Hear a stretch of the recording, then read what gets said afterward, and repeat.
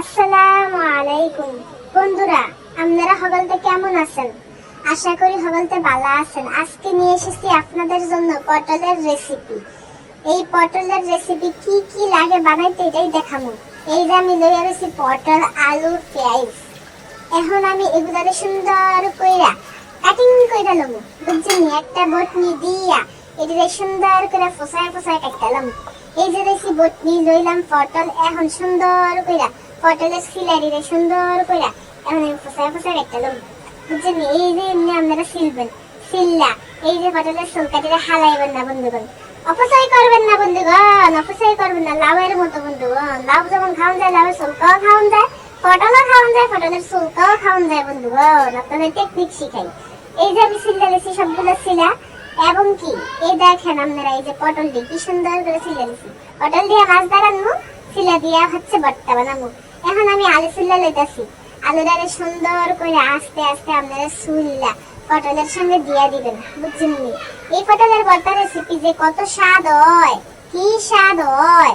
গরম ভাত দিয়ে না খাইলে আপনারা কি বুঝবেন? বানায় খাইলে তোই না বুঝবেন, হগলতে বানায় খাইবেন, বুঝছেন? আলু এখন আমার সিলা শেষ। এখন মাঝখানটা কাইটটা ফালি ফালি কইরালাম, ফালি ফালি কইরা এখন এদিকে আমি পটলের লাগে দিয়ালাম। এখন এই ভর্তাটি বানাইতে আর কি কি লাগে এই যে দেখেন কি কি লাগে, সরঞ্জাম পাত্রী এগুলা দিয়ে এখন ভর্তা বানাবো। পটলের সিলারিরে সুন্দর কইরা ধুইয়া সিলারিরে এখন আমি সিদ্ধ বসাই দিই। সিদ্ধ বসাইয়া অল্প একটু লবণ দিছি, অল্প একটু লবণ দিয়া সিদ্ধ করতেছি। সিদ্ধ কইরা এখন এই যে ফাগাইয়া পড়ছে, এখন আমি কি করবো যে সাইডটা নেবো, সাইডটা ব্লেন্ডার করে নেবো। এই যে নিয়ে নিলাম একটা ব্লেন্ডার, ব্লেন্ডারটা লইয়া ব্লেন্ডারটার ভিতরে এখন সিলারি আমি ডাইলা দিব। সিলারি দিয়া সিলারির সঙ্গে আরো ওই যে সরঞ্জামটি লইলাম, এই সরঞ্জামটি দিয়া ব্লেন্ডার কইরা একবারে ফেসালাম। এখন দিয়া লইলাম কাঁচামরিচটি।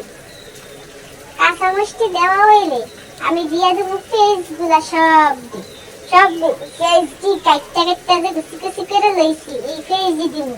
দিয়া দেবো রসুন কুচি, রসুন কুচি দিয়া এক লগে সুন্দর কইরা আমি এখন কি দেবো, সুন্দর করে দিতে ফেসালাম, একবারে ফেসা।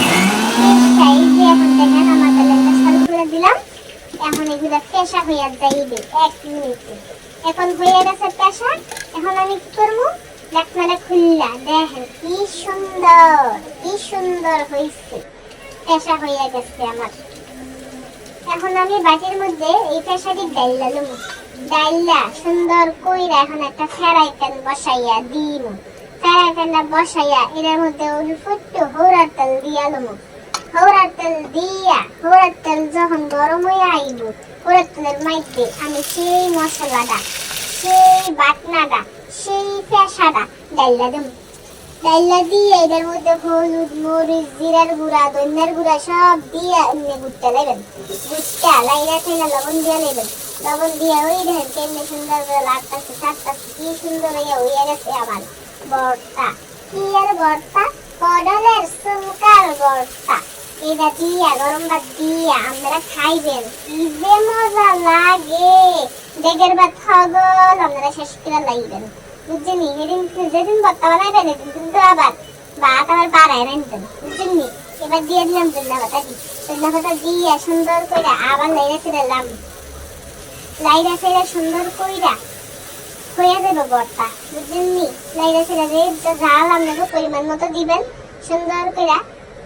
এই যে হয়ে গেছে আমার ভর্তা, বুঝছেন?